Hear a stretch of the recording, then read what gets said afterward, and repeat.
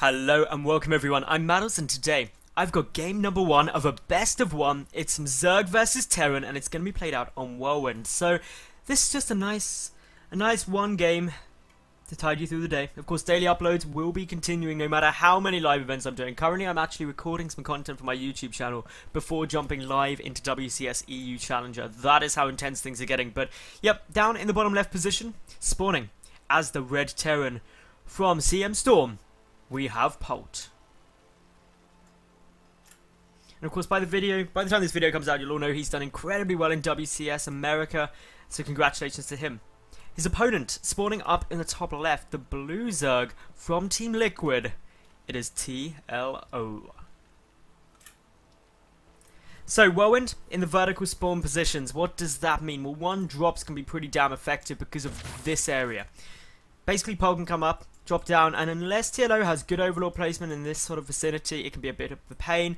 He won't be taking this third, he'll be expanding out to the right hand side of his natural just to make sure that he's not expanding towards his opponent. Assuming, of course, we get up to those 3 bases. Polt, he's going to be going for a nice standard CC first build, which on Whirlwind against Zerg, completely safe to do. What I would like to see though is that it become part of the wall off. I think that's quite critical actually, because getting that down just means that he's protected from early pulls, which is something that many Zerg players do like to do. Probably not something you'd likely get out of TLO, but I wouldn't want to take the risk myself. So anyway, we do have the hatch now getting thrown down here from TLO. 15 hatch, probably 16 pull. The SUV making his way here. Command center about to get placed. Boom, right on the money, just what we want to be seeing. And to be honest, everything that these two players are doing is now just getting us quite comfortably into the mid game. And really it's the follow-ups, especially from Polt, that are going to be critically important. And TLO needs to identify what there's going to be. Firstly, when do the gas get taken? That's a big thing to know, whether the factory's going to be early on, whether we're going to be seeing some Hellions out. Also just the composition that Polt's going to be going for. Is he going to mech? Is he going to go for biomine? Is he going to go for marine tank? All possible things. The drop heaviness of the play, I think that's actually a really important note for TLO to try and find out about, because if drops start coming in, he's got to be putting down some static defense, leaving some lings back. And to be fair, in these spawn positions, it's not the worst. It's just your main that's very vulnerable to drops. Your natural's quite protected, and your third, again, it's a bit awkward to get drops to come in through here. It can be done, but it's just a bit out of their way. So yeah, something just for TLO to keep a little eye on. The big thing about these spawn positions though is the fact that you don't take this third. This third is very exposed to drops, mainly because you can drop down here and quickly pick up and drop back into the main. Makes it very awkward for Zerg players to try and defend against that. But for the time being, we can see that just the one gas out here for Polt. It's been out for a bit. TLO not rushing his gas in the slightest, actually getting a very late gas. And we can see that, well, if he doesn't get it soon, it could be a very fast third hatchery. He's probably going to want to just get some confirmation on scouting information. He's seen the barracks there. That's a big giveaway, actually. Knowing the barracks is off to the side, it's not a usual wall-off position, and is, when a command center's there, pretty standard. So I'd say now the TLO does know this is a CC first, even without getting the confirmation of it. Didn't see the bunker either, but this is a very defensive play and very defensive placement of that bunker from Polt. It's quite a nice placement though, because it means you can cover the ramp as well as your natural. So I like this. Anyway, TLO has now got the gas coming up. Only just getting the first few trickles in of gas at the moment. Is sending down a drone. He's going to go and take a third base very, very quickly. And against Terran, anything kind of around the 5-minute mark is really considered early. About 6 minutes is a lot more normal. So TLO is taking a risk here, kind of banking on the fact that by the defensive bunker placement, Polt probably not going to be moving out, especially since it was the CC first. There will be some Hellions that TLO will have to deal with, so wait to see how he chooses to opt to really counteract that. But for the time being, just droning up, getting up this third, which is scouted from Polt. Really important scout here. This SCV basically saying, okay, I know what you're doing, and I can now decide to react how I want. That could be with a quick third CC from Polt. It could be by some pressure. He's adding on a second factory, and oh, check that, blue flame Hellions are going to be coming in here.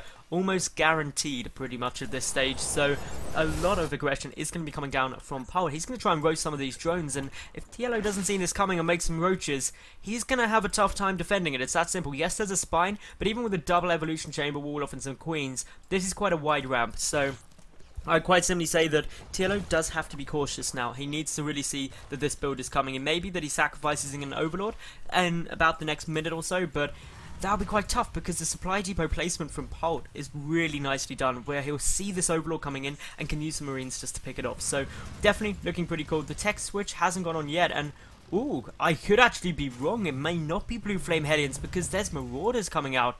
It's just going to be for the 3rd Hellion. So with these extra tech labs, this could be a big Marauder Hellion push. Like, I'm talking huge if it does come down, but still nothing being produced in these barracks yet. And the factory, of course, hasn't switched over. There's another Marauder. Yep, there we go. The factory is going to move. What has it got in store for us? Well, we've got the factory starting to move forward. The Hellions are going to get their way through there. Trying to hide. Oh, that's what Polt's doing. He hid the factory. That is such a massive play right there. I didn't even realize. He is so smart. He moved the factory so he can't see the second one. He's not going to be expecting this coming. The factory landing down on the low ground there. This is brilliant mind games from Polt. TLO is going to have no idea this is coming. The Hellions at the moment just really trying to stay around creep, preventing spreading any further. The 3rd is up for TLO. He's getting a Baning Nest and the lair, and this lair could be critically important. If TLO, with all of these gas, gets a Spire down really fast, that's going to be the perfect counter to this plane. No anti-air in this composition at all. There's literally 2 Marines. That is it. And yep, there we go. The Spire coming down. Now this just means that TLO, if he's able to hold this, if he doesn't take big damage, and with these spines he should be at least somewhat okay. He needs to get a lot more lings though. If he is able to hold this off, then quite frankly, he's going to be in an amazing spot with the Spire coming down, but he can't afford to take too much damage. He needs that income in order to transition into a lot of Mutalisks. So, Banelings are morphing in, but they're not going to help against the Marauders. They should lead the way. And of course, the Marauders have now been seen by that Overlord. A scan goes down. A lot of Queen Tomb is going to get taken out. We've got more units trundling across the map. Banelings, no good against Marauders, are good against the Hellions, though if they can connect. The Spines are going to get focused very quickly. Zerglings have to come in, but they've got to be careful of these Hellions. This push is so difficult to deal with as a Zerg. The surround is tempting to come down. Banelings don't really want to be detonating on Marauders if they can help it, but TLO needs to buy himself some more time. The Hellions staying up. 2 Marauders remaining. The Spine Caller not focusing the damage one though. That means it does get taken out. TLO is in certainly a lot of trouble at the moment. He's trying to flood out a couple more units. We can see Banelings from behind are going to get focused.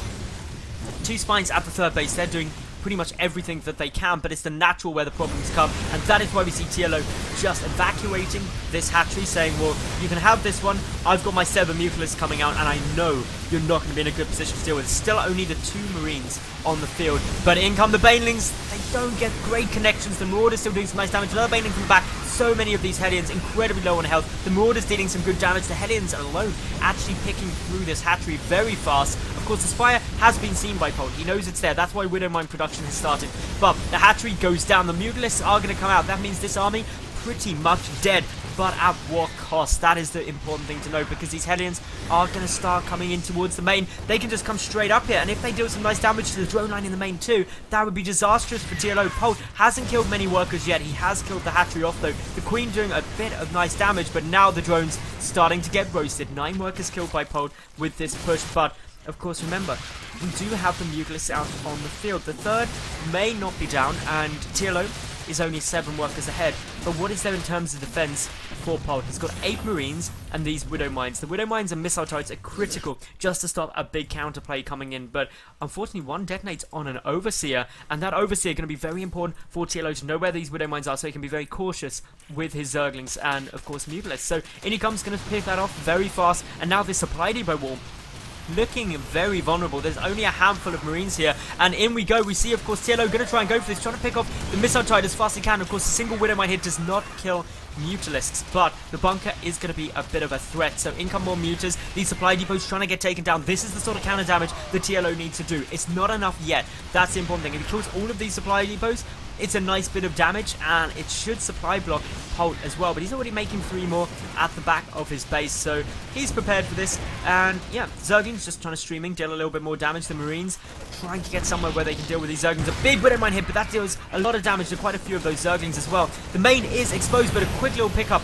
with those supply depots means they will get away. The missile turrets killed 2 Mutalisks, and that's very important now, because that Mutalisk flock only at 7 with the reinforcements that are coming in. A lot more Zerglings streaming across the natural base, back up and running. Double evolution chambers coming here for TLO, but he's keeping on the pressure. No wall off for Polt makes it quite hard, and some Banelings morphing in. I love this decision out of TLO, because if he just gets 2 connections in the SCV line, it would be disastrous. A Widow Mine going to try and burrow very quickly. Does get taken out though before much can happen. A couple of Zerglings will die there to kill off the Widowmine, but that's fine. He's going to try and get away, but won't be able to. The Banelings now are going to try and waddle their way forward. The Marines are dealing some nice damage to the Zerglings, though. The Zerglings needed to get behind them, ideally.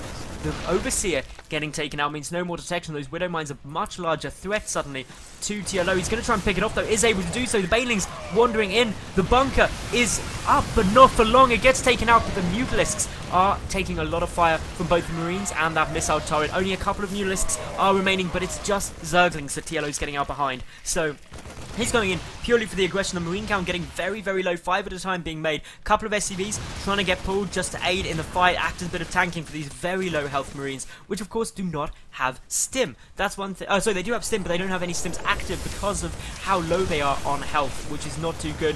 2 stim there, but it's a bold move. The Banelings starting to move forward. The Overseer back in the mix again. The Banelings connected on the Widowmines. Not really ideal, but the Widowmines are now getting cleaned up. More Zerglings are on their way forward, and they're going to pick up most of these Marines. And of course, this is just trickle fights between both of them. Each player with very few units trying to make something magical happen. The Widowmine gets taken out, and of course, the way you keep the Widowmine count down, the Banelings and Zerglings are a lot more effective, especially against small groups of Marines. This is very tense, this entire game. Another Widowmine is going to go down. One manages to burrow up, though, at the back. Polt really holding on for dear life. What he does have as an advantage, though, are the 1-1 upgrades compared to 0-0 of TLO, which makes it quite hard for them. The Banelings get focused down. The Marines, though, did stim to do that. A lot dying in the process. And, of course, there are reinforcements coming in, though. And those Mutalisks slowly getting chipped off. TLO losing quite a bit more resources than that of his opponent for the time being. But the Marine count constantly at the bare minimum needed to hold the control from Polt. Exceptionally good at the moment. Widowmine's not burrowing up. Needs to get taken out. One goes down. Another one burrows, though. And this is not looking too good for TLO. Polt seems to be stabilizing it out, and of course TLO, he's not been droning too heavily. He is now transitioning into a bit more of a droning lead, getting up to that 60+ mark, which he really needs. But Polt, he should be able to hold this now. He's got a decent number of missile turrets around. There are some vulnerabilities. A 4th CC is also coming down here from Polt, but not going to be able to be finished anytime quickly. And all the main does have in the middle line a missile turret there, so that's just going to allow these mutas to, well,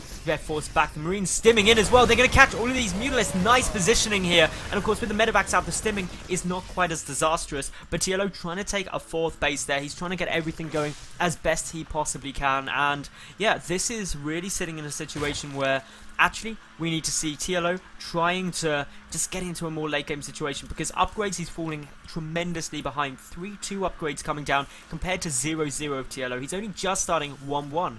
That's going to hurt, especially in these trades. The Marines are going to do very nicely against the Mutalisks once they get +3 attack, because that's where they start doing a huge amount of DPS. Plus, this hatchery now sitting there. Once that's up, TLO needs to get that mining very, very quickly. But Polt, he's already got his 3rd going. He's got a good number of mules. He's about to have his 4th CC done. And TLO, even though he's got that macro hatch there, needs to be very cautious with how he goes forward. No hive, remember? That's going to hurt him, because without that hive, no tech up into ultras. He's got no infestors out. I don't even think he's made an infestation pit. No, he hasn't. So without those simple structures at the 18-minute mark, Polt, he can stay in this army composition for a lot longer than TLO can stay in his Zergling and Banelings Mutalisks composition, especially when the upgrades are so heavily favouring the Terran. Now, a couple more Banelings are coming in. They're going to try and sneak their way up in towards the 3rd, but look at this. Widowmines are placed strategically to pick off anything that tries to go through. A couple of Lings are going to make it up into the natural. They should get a couple of SCV kills, but TLO, I really feel, needs more than just a few kills. He needs a lot. A drop is coming down in the main. TLO being forced to pull back. All of his armies come and deal with this. Drones are getting pulled back. The spawning pool should be able to get focused down, and that is definitely worth losing all those Marines if Polt focuses it, but he's choosing not to, instead picking off a couple of those Mutalisks. And yeah, with the medevac pickup, interesting choice there from Polt. I think if he just tried to take down the spawning pool, may have put him in better stead, especially when TLO is committing so heavily to Zerglings in all of his composition. But Polt, with soon to have the 3-2 upgrades in just a couple of seconds up against 1-1, is going to be very happy with that. The Mutalisks flying straight over. Banelings do get some connections there. A lot more morphing in to the side. They're going to need to do a lot, but Polt splits so far are good. TLO knows it, and GG is called. Polt will take the game and the series, so congratulations to him. He played very nicely defending off that pressure, and yeah, unfortunate for TLO. If you did enjoy the series, make sure that you like the video, leave a cool comment, and of course subscribe. I get new games up daily, so I hope to catch each and every one of you tomorrow for yet another new cast. Thanks for watching, and bye for now.